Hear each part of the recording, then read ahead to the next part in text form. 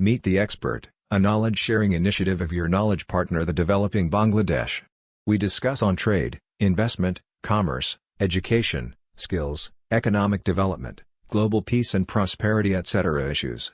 If you are interested to these issues, please subscribe to the channel. Developing Bangladesh, your knowledge partner, please subscribe now.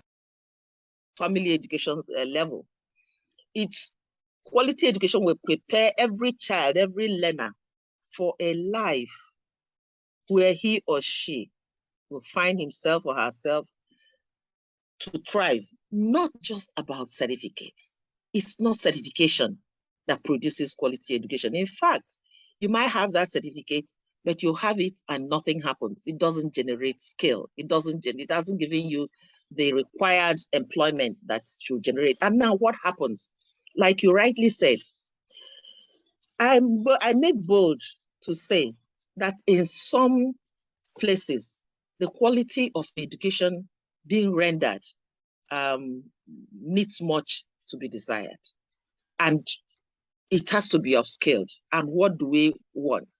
The teaching components, the leadership, both at the highest level, the teacher level, teacher leader level, and every other, even in the ministry, school boards, parent level, they're also teachers, needs to be beefed up, because the essential component of quality education, excellence in education, will promote everything.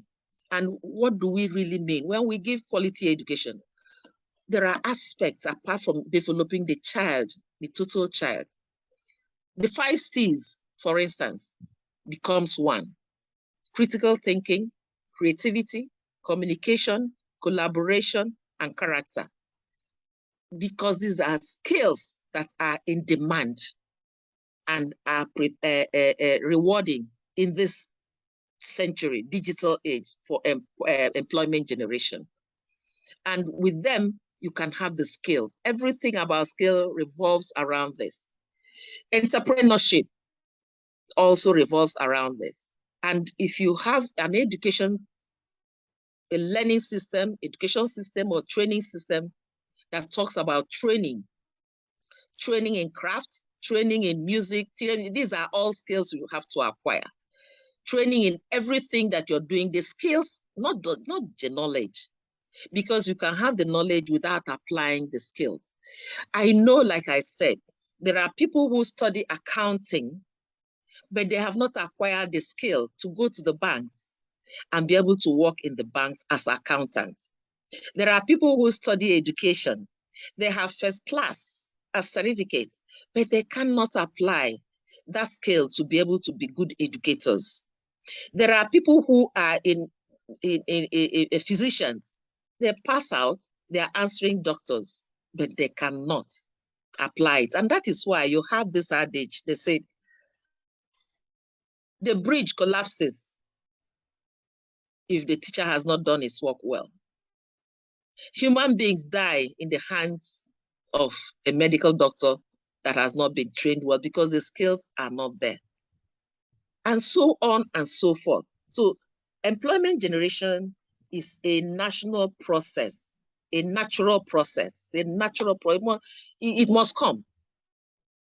And it's for social development, but there must be quality education to drive it. So there are arrays of needs that present employment opportunities for others to meet, for self-employment or to be employed. That is employment generation, and it can only happen when people have been educated to imbibe the right kind of education, the skills in communication, creativity, collaboration, character, the skills that are, and that brings me again to practical teaching, not just staying in the classroom and learning, rote learning. We pass rote learning or writing on the board, to take the children out, take the learners out to the environment.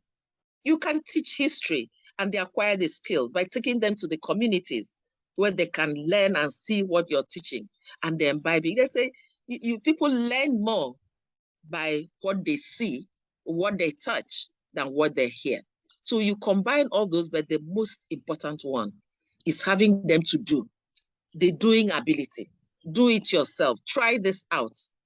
You make mistakes, you try it again until you get it right. And that is why you have in some institutions what you call industrial attachment. That brings me to how we can do this. How do we handle this? Industrial attachment. People between the employer, the schools, and the employers of labor. What is being advocated is that in order to ensure that employment is generated, that there is skills behind the education that learners receive, the employers must come in.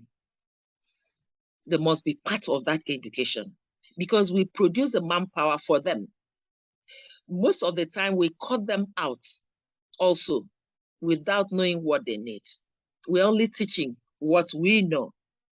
So they are supposed to come in being part of the curriculum to show this is how they want it, the practical aspect of it. They're also supposed to be part of giving the practice, the direction, having internship, letting them come to wherever they are on a short basis for internship, probably 3 months, and scheduled into the program. They should be also part of grading these students in whatever they are doing to be sure that they are. I know that in some parts of the world, like in the US, employers monitor students.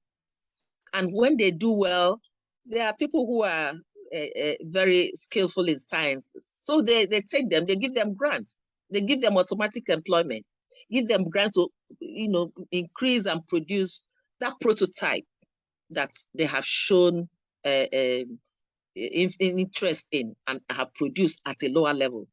Even those who make automobiles, they bring them in because they have been in connection, in tune, and connected with the school themselves.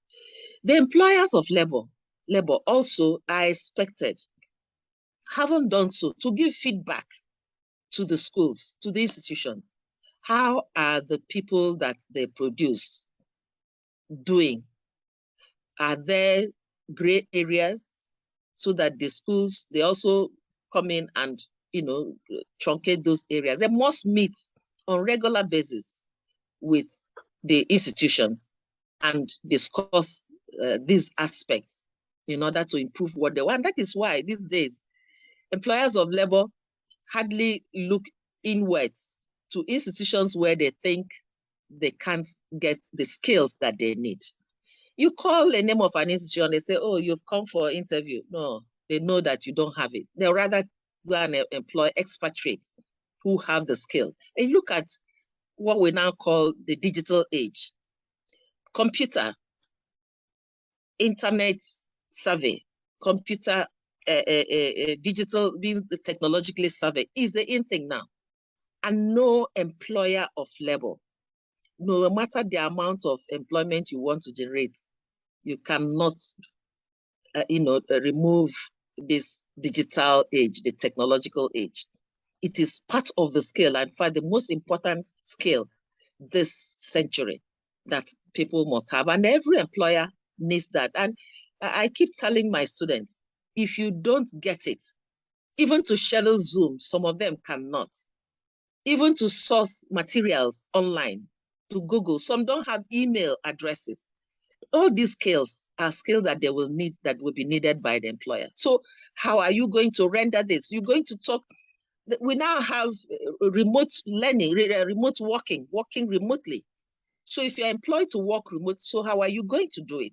These are skills, the most important skills that employers need. And they have to be in the educational systems and the synergy, the public-private partnership within them, so that there can be feedback across the two sides.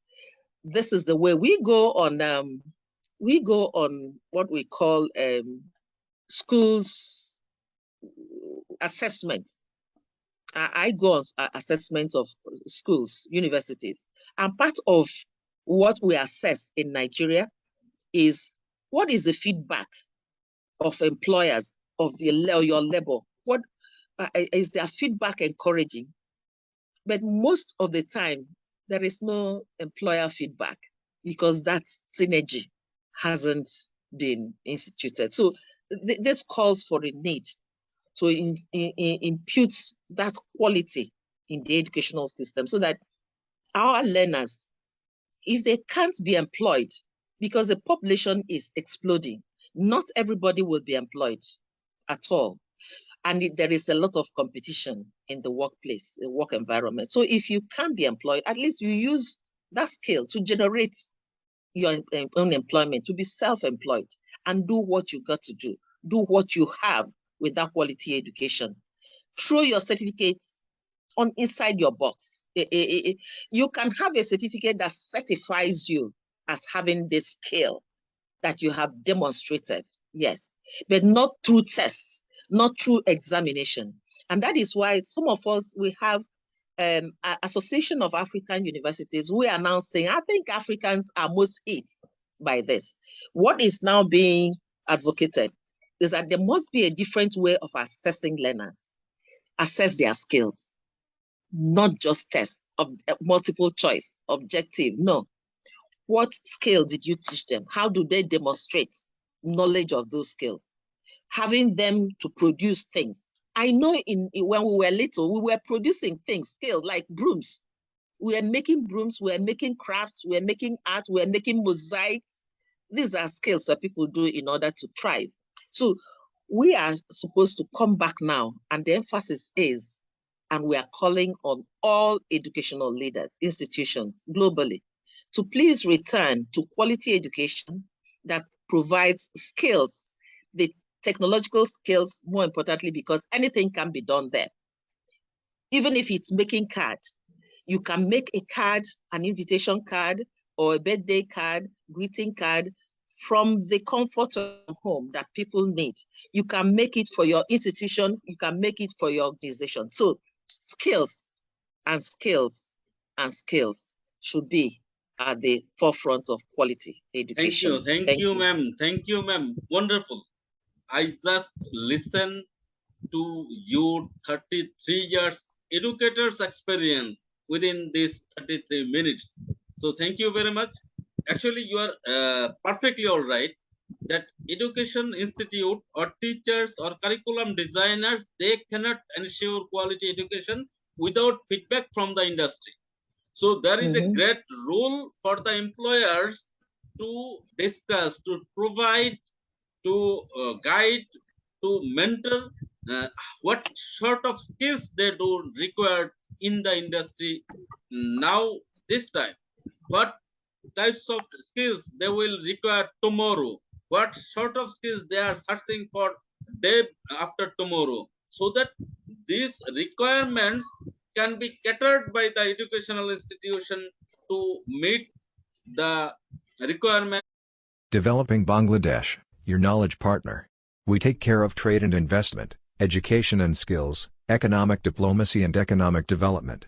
If you would like to keep you updated on these issues, please subscribe to Developing Bangladesh. Thank you very much for watching till the last.